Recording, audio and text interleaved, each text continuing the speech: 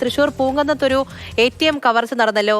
ATM കവർച്ചാ ശ്രമ case അതിലിപ്പോൾ പ്രതി പിടിയിലായിട്ടുണ്ട്. പേരാമംഗലം സ്വദേശിയായ ജിൻഡോ ആണ് പിടിയിലായത്. ലിഷോയ് പറഞ്ഞോളൂ, ഇയാൾ എങ്ങനെയാണ് പിടിയിലാകുന്നത്?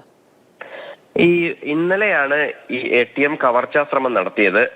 ഈ കവർച്ച നടത്തുന്നതിന് തൊട്ട് മുൻപേ തന്നെ ഈ ATM തകർക്കാനുള്ള ശ്രമത്തിനിടയിൽ സുരക്ഷാ അലാം മുഴങ്ങുകയും പോലീസും ബാങ്ക് അധികൃതരും വിവരം അറിയുകയും ചെയ്തു. അങ്ങനെ ആണ് ഈ ശ്രമം ഉപേക്ഷിച്ച് ഈ ജിൻഡോ അവിടെ നിന്ന് രക്ഷപ്പെട്ടത്. പക്ഷേ ജിൻഡോയ്ക്ക് വലിയ സാമ്പത്തിക ബാധ്യത ഉണ്ടായിരുന്നു എന്നാണ് പറയുന്നത്. ഇന്നിപ്പോൾ പേരാമംഗലം സ്വദേശിയായ ജിൻഡോ മറ്റൊരു കവർച്ചയ്ക്കിടെയാണ് ഇന്ന് പുലർച്ചെ പിടിയിലായത്.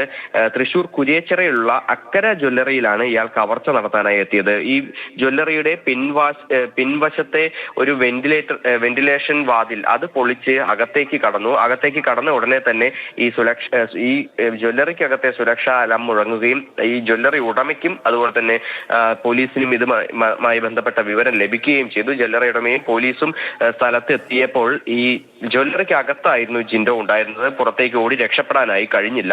ഈ കവർച്ചയ്ക്ക് ഇടെയാണ്, അല്ലെങ്കിൽ ഈ ഒരു കവർച്ചാ ശ്രമത്തിനിടെയാണ്, ജ്വല്ലറിയിലെ കവർച്ചാ ശ്രമത്തിനിടെയാണ് ജിൻഡോ പിടിയിലായത്. ഇയാൾക്ക് വലിയ സാമ്പത്തിക ബാധ്യതയുണ്ട്. അതിന്റെ പേരിൽ സ്വർണം പണയം വെച്ചിട്ടുണ്ട്. അങ്ങനെ സ്വർണം പണയം വെച്ചതും അതുപോലെ തന്നെ മറ്റ് സാമ്പത്തിക ബാധ്യതകളും ഒക്കെ തന്നെയുണ്ട്. അത് പരിഹരിക്കുന്നതിന് വേണ്ടി ആ ഒരു സാമ്പത്തിക ബാധ്യത പരിഹരിക്കാൻ വേണ്ടിയാണ് ഇത്തരത്തിലൊരു ഈ ഒരു കവർച്ച നടത്തിയത് എന്നുള്ളതാണ്, കവർച്ച ശ്രമം നടത്തിയത് എന്നുള്ളതാണ് ജിൻഡോ ഇപ്പോൾ പോലീസിന് നൽകിയിരിക്കുന്ന മൊഴി.